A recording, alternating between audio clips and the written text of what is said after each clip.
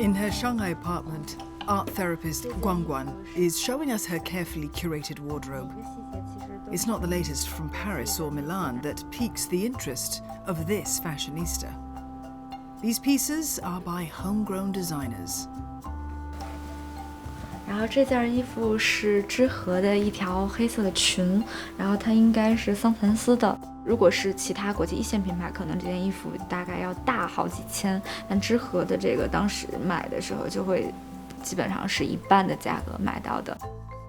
The popularity of local brands has risen steadily over the past few years.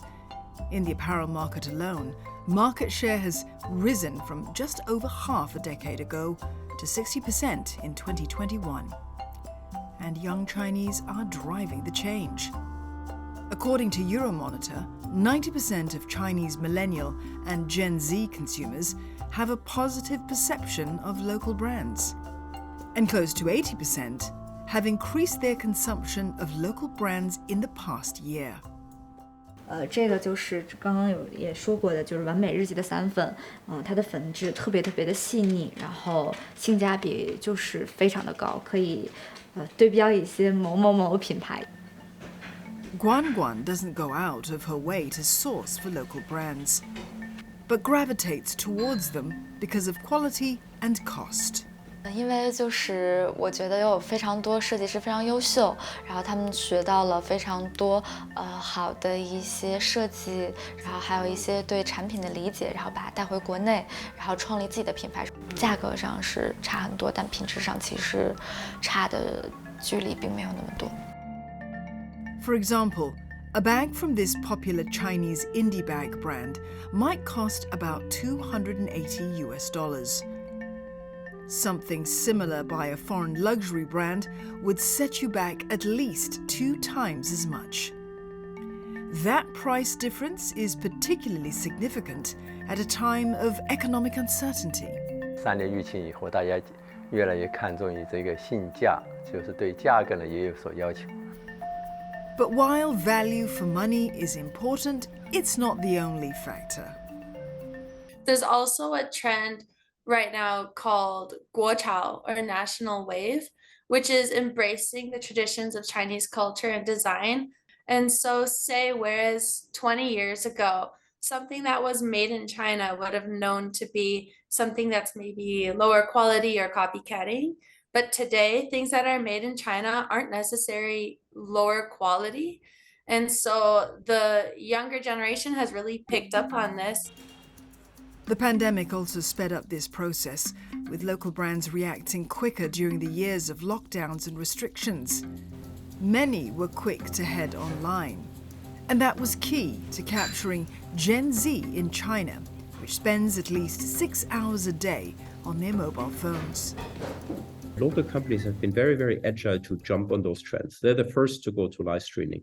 They're the first to use omni-channel with WeChat Enterprise solutions to attract consumers. Live streaming for clothing now is a major market at the recent shopping festivals that has been growing yet again by another 30%, with the traditional online platforms only growing single digits. And yet again, it was the local companies who says, yes, this is a new trend, let me go on that.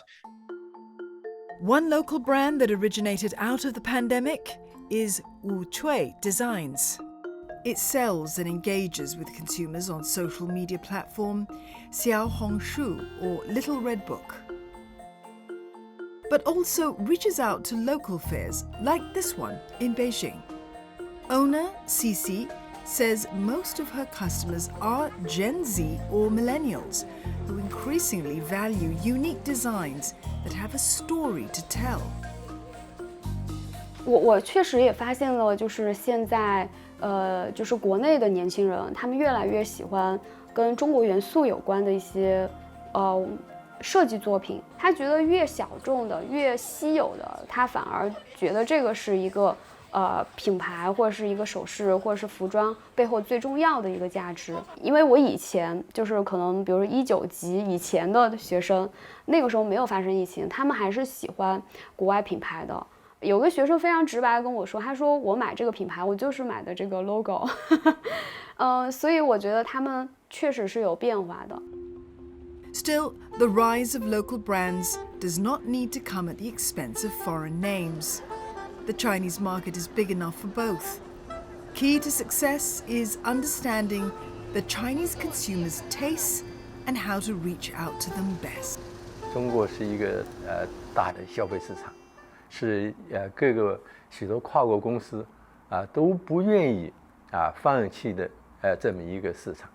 那么这个市场在哪里呢？我们就是看在新的时代里怎么样去激发人家的兴趣。I think today's localization is not to basically have cheaper price points. Today's localization is to have products which are developed and designed, catering to the needs of the Chinese consumers.